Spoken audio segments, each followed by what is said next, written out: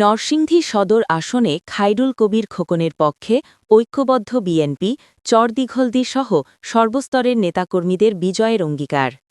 নাজাত 24 নিউজের মাধবদী প্রতিনিধির পাঠানো তথ্য, ভিডিও চিত্রে বিস্তারিত। নরসিংদী সদর আসনে কেন্দ্রীয় বিএনপির যুগ্ম মহাসচিব ও নরসিংদী জেলা বিএনপি সভাপতি খায়রুল কবির খোকনকে বিজয়ী করতে দলীয় ঐক্যের শক্ত বার্তা দিয়েছেন চারদিঘলদি ইউনিয়ন বিএনপি ও অঙ্গ সহযোগী সংগঠনের নেতাকর্মীরা। তারা দৃঢ় প্রত্যয় ব্যক্ত করে বলেন, সকল ভেদাভেদ ভুলে চারদিক ও যুগল দিক থেকে ঐক্যবদ্ধভাবে কাজ করে এই আসনে বিএনপিকে বিজয়ের দ্বারপ্রান্তে পৌঁছে দেওয়া হবে।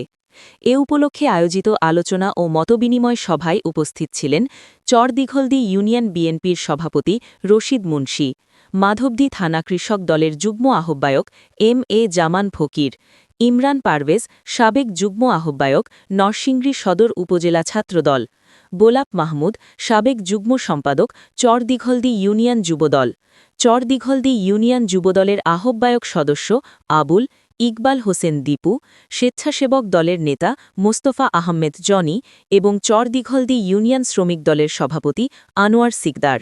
উক্ত র্যালি ও আলোচনা সভার নেতৃত্ব দেন ইউনিয়ন বিএনপি সভাপতি রশিদ মুন্সি, মাধবী থানা কৃষক দলের যুগ্ম আহ্বায়ক এম.এ. জামান ফকির, ইউনিয়ন কৃষক দলনেতা নুরুদ্দিন। এছাড়াও ১, ২ ও ৩ নম্বর ওয়ার্ড বিএনপি এবং সকল সহযোগী সংগঠনের শত শত নেতাকর্মী সভায় অংশগ্রহণ করেন। বক্তারা বলেন, খায়রুল কবির খোকন একজন পরীক্ষিত, ত্যাগী ও আন্দোলন সংগ্রামের নেতা। নরসিংদীর মানুষের অধিকার, গণতন্ত্র ও ভোটের মর্যাদা পুনরুদ্ধারে তার বিকল্প নেই। নেতাকর্মীরা বলেন, নরসিংদী সদর আসনে খোকনের বিজয় মানেই গণতন্ত্রের বিজয়। এই লক্ষ্যকে সামনে রেখে ঘরে ঘরে বিএনপির বার্তা পৌঁছে দিতে এবং সংগঠনকে আরও সুসংগঠিত করতে সবাই একযোগে মাঠে কাজ করার অঙ্গীকার করেন।